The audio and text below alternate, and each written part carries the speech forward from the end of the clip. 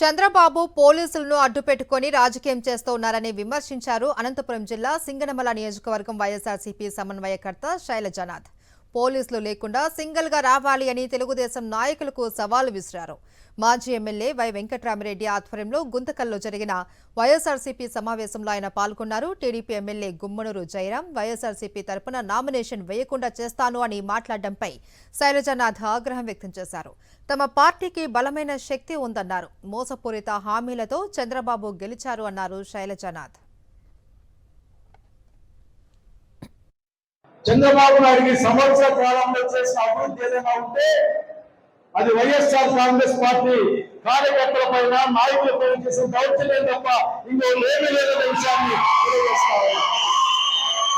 దౌర్జన్యంలో కాలం గడుపుకోవడం తప్ప ప్రజలకు మేలు చేసి ఏ కార్యక్రమం లేదని చెప్పడానికి ఏ మాత్రం అనుమానం లేదు. మీ ఎమ్మెల్యే చెప్పినట్లు వెంకటరామరెడ్డి గారి నాయకత్వాన, జగన్మోహన్ గారి నాయకత్వాన గుంతకల్లో ఉన్న ఈ నియోజకవర్గంలో ఉన్న వైఎస్ఆర్సీపీ కార్యకర్త ఎవరికి భయపడలేదు.